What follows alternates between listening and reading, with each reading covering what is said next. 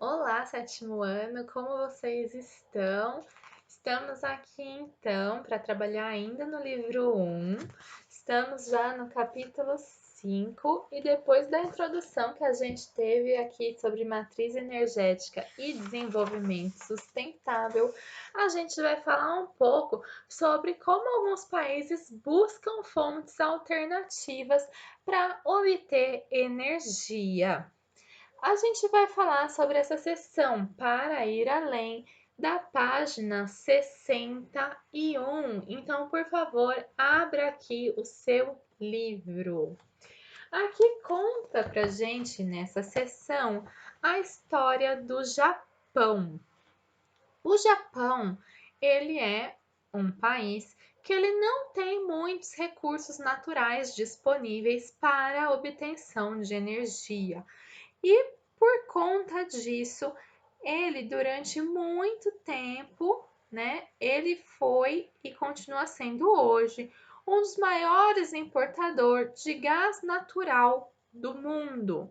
E ele é o segundo maior importador de carvão e o terceiro maior importador de petróleo. Ele tem que comprar tudo isso de países ao redor do mundo. Por quê? Porque no seu território não tem uma grande quantidade desses recursos naturais.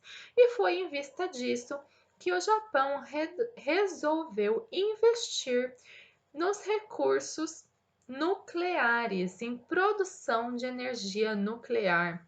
E ele se desenvolveu grandemente nessa área.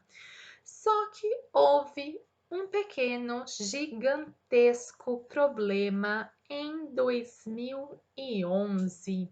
Alguém se lembra o que aconteceu no Japão em 2011 sobre um acidente nuclear?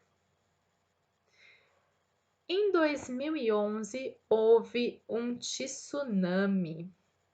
E o tsunami então levou a uma explosão de um reator da usina nuclear e houve um dos piores acidentes nucleares do mundo que a gente teve. Texto conta pra gente um pouco. Foi um tsunami que atingiu a central nuclear de Fukushima, lá no Japão. E o Japão precisou revisar seus planos. Será que valia realmente a pena continuar investindo em obter energia nuclear? Se você fosse pensar nos riscos para a população, para a natureza, valia a pena? Talvez não. E daí o Japão precisou repensar, porque a contaminação em todo o território tirou das casas mais de 160 mil pessoas. Foi o pior acidente desde Chernobyl na Ucrânia. Acho que muitos de vocês já ouviram falar do acidente de Chernobyl. Então eu vou pedir para que vocês leiam, por favor, esse texto do Para Ir Além, da página 61, para que vocês saibam mais sobre quais são as alternativas que o Japão tem buscado após esse acidente. O governo japonês parou, repensou e viu que realmente a energia nuclear talvez não fosse a melhor opção como eles pensavam. E eles estão retomando, né, após o acidente, suas decisões, tomando novas direções. Após vocês lerem esse texto, eu peço que vocês virem a página aqui na página 62, então, e respondam essas três perguntas do Agora é com você. E a gente vai responder essas perguntas, né? Discutir sobre essas respostas na nossa aula online, tá bom? Da próxima vez que a gente se encontrar online. Para a gente finalizar a aula de hoje, eu vou conversar com vocês um pouquinho sobre esse texto aqui embaixo, aqui dessas questões, tá bom? A gente vai finalizar esse assunto sobre matriz energética, né? A gente falou já na última aula que matriz energética é o conjunto de todas as fontes de energia que um país tem, né, para obter a energia. Então, por exemplo, a gente pode falar que aqui no Brasil, a gente viu aqui, ó, que a gente utiliza petróleo, carvão mineral, gás natural, energia nuclear, biomassa, porque principalmente aqui no Brasil a gente produz etanol, né, que abastece os nossos carros, pode ser hidráulica ou outras fontes de energia, como energia eólica, né? Só que essas fontes de energia, essa matriz energética, ela é utilizada, esses recursos são utilizados principalmente, são transformados em energia elétrica. E nessa transformação, muitas vezes, há uma poluição do meio ambiente.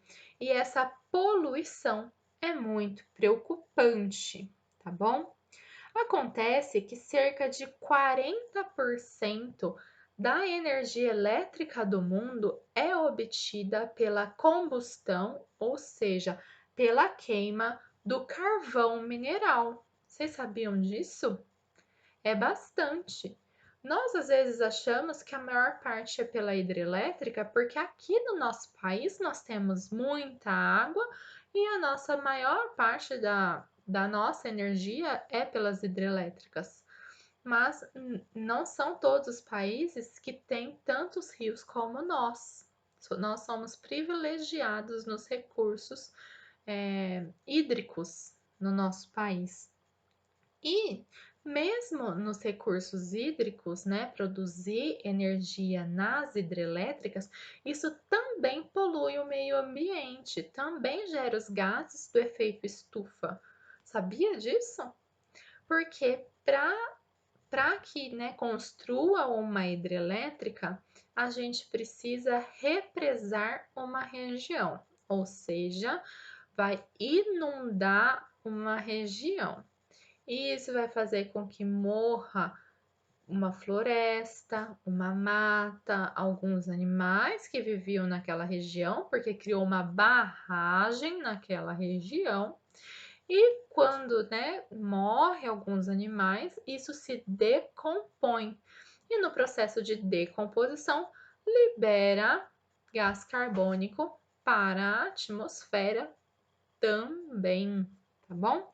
Então, não só as termoelétricas liberam gás carbônico para a atmosfera, mas as hidrelétricas também liberam gás carbônico para a atmosfera. No Brasil, vocês devem ter visto aí no exercício que a gente fez na página 60, que cerca, né, aproximadamente metade da nossa energia é gerada por fontes renováveis, né? Então, a gente está até bem nesse quesito. E a maior parte dessa energia renovável vem da hidrelétrica ou do que a gente chama de biomassa, dessa energia que a gente obtém por plantas. Mas apesar disso, nós estamos entre os países que está aumentando a emissão de gás carbônico nos últimos anos. Então, apesar da gente consumir, né, mais recursos renováveis do que os outros países, nós também estamos aumentando a quantidade de poluentes que nós colocamos na atmosfera. Então, não adianta a gente aumentar a quantidade de recursos renováveis que a gente usa se a gente continua poluindo um montão. Então, a gente tem que aumentar sim a quantidade de recursos renováveis, mas a gente tem que diminuir a quantidade de gases poluentes que a gente coloca na atmosfera. E para a gente pensar em algumas alternativas que a gente pode fazer como indivíduos e como sociedade, a gente vai na nossa próxima aula falar sobre algumas alternativas para o desenvolvimento sustentável, tá bom? Então, para a aula de hoje é só até aqui. A gente se vê online e continua conversando sobre isso. Até mais, gente!